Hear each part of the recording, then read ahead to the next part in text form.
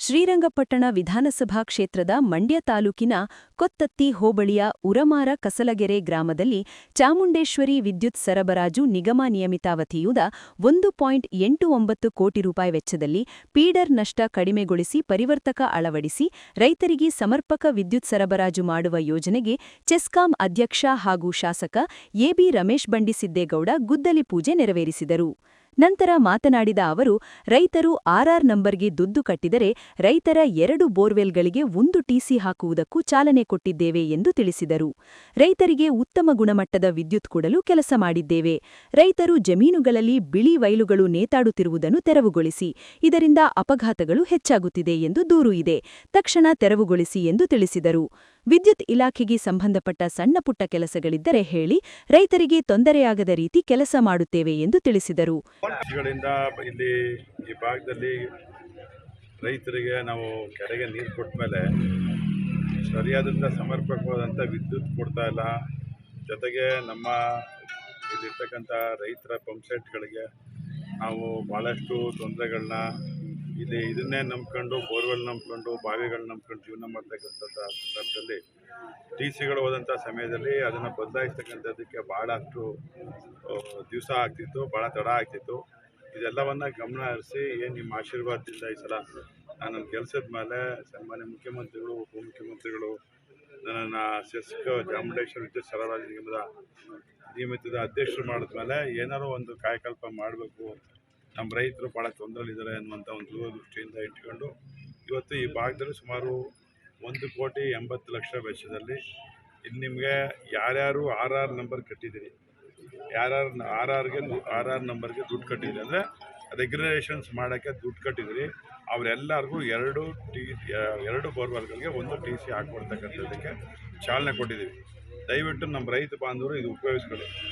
ಮತ್ತೆ ನೀವು T C ಹೋಯ್ತು ಅದಾಯಿತು ಅಂತಂದರೆ ನಾವು ಕೇಳಲಿಕ್ಕೆ ನಾವು ಸಿದ್ಧ ಇಲ್ಲ. ಈ ಸಲ ನೀವು ಯಾರು ದುಡ್ಡು ಕಟ್ಟೋದಿಲ್ಲ, ಯಾರು ಬಿಳಿ ವೈರ್ ತೊಗೊಂಡೋಗಿದ್ರಿ ಆ ಬಿಳಿ ವೈರ್ ತೆಗೆದುಕೊಂಡಿದ್ದನ್ನ ಪೂರ್ಣ ತೆಗಿಬೇಕು. ಒಂದು ಬಿಳಿ ವೈರ್ ನೇತಾಡಬಾರ್ದು, ಒಂದು ಬಿಳಿ ವೈರು ನೇತಾಡಬಾರ್ದು. ರೈತರನ್ನ ಕನ್ವಿನ್ಸ್ ಮಾಡಿ ದುಡ್ಡು ಕಟ್ಟಕ್ಕೆ ರೆಡಿ ಅವ್ರಿಗೆ ನೀವು ಹೇಳಬೇಕು, ನಾವು ಟಿ ಸಿ ಹಾಕ್ಕೊಡ್ತೀವಪ್ಪ, ನಮಗೆ ಯಾವುದು ಖರ್ಚಿಲ್ಲಪ್ಪ, ನಿನ್ನ ದುಡ್ಡು ಕಟ್ಟು ಸಾಕು, ನೀನು ದುಡ್ಡು ಕಟ್ಟಿದ್ರೆ ಸಾಕು, ಸರ್ಕಾರಕ್ಕೆ ದುಡ್ಡು ಕಟ್ಟಬೇಕಂತ ಕಟ್ಟಿದ್ರೆ ಮಿಕ್ಕದ್ದೆಲ್ಲನೂ ನಾವು ಮಾಡ್ತೀವಿ, ನಾವು ಸರ್ಕಾರದ ದುಡ್ಡಿಂದ ಮಾಡ್ತೀವಿ ಅನ್ನುವಂಥದ್ದನ್ನು ರೈತರಿಗೆ ಹೇಳ್ಬೇಕು ನೀವು. ಯಾಕಂದರೆ ಅವನು ಕಂಬ ಎಳ್ಕೋಬೇಕು, ಅದು ಹೇಳ್ಕೋಬೇಕು, ಇದು ಹೇಳ್ಕೋಬೇಕು ಅಂತ ಒಂದು ಯೋಚನೆ ಇರ್ತದೆ. ಅವ್ಯಾವೂ ನಾವೇ ಮಾಡ್ತೀವಿ.